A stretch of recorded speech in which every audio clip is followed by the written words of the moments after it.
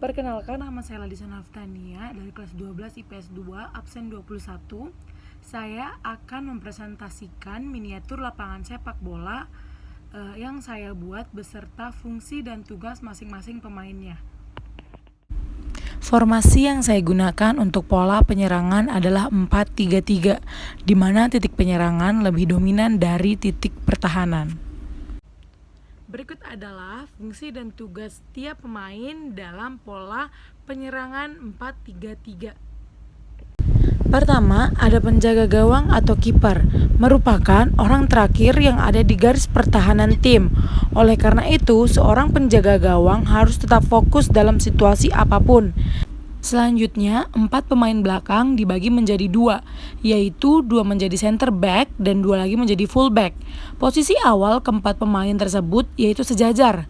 Kemudian saat permainan bisa saja berubah.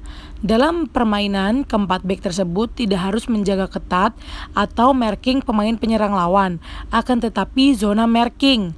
Saat bertahan, ketika satu orang merebut bola, pemain yang lain harus siap cover.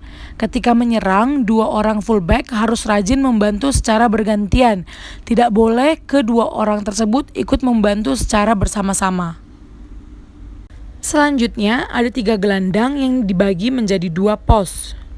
1 gelandang bertahan yang disebut gelandang jangkar dan 2 lagi gelandang serang.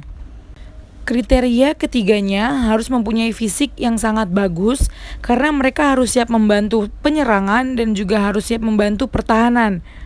Kita harus mengatur ke dalam 3 daerah, kanan, tengah, dan kiri. Dengan begitu tidak ada penumpukan pemain dalam satu posisi, jarak ketiga tidak boleh berdekatan.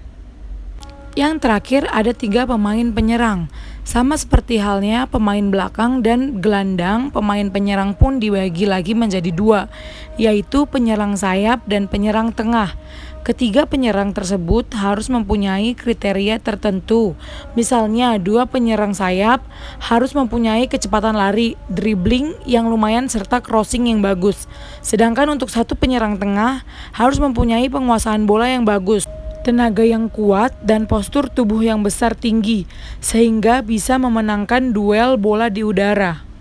Lalu berikutnya, formasi yang saya gunakan untuk pola pertahanan adalah 4-4-2, di mana titik pertahanan lebih dominan dari titik penyerangan.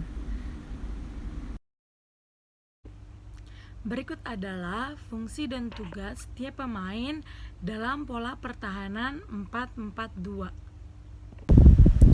Pertama, ada penjaga gawang atau kiper, merupakan orang terakhir yang ada di garis pertahanan tim. Oleh karena itu, seorang penjaga gawang harus tetap fokus dalam situasi apapun.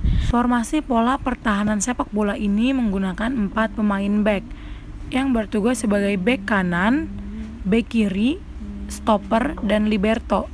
Libero bisa diartikan sebagai pemain belakang yang memiliki kebebasan baik ketika bertahan maupun penyerang.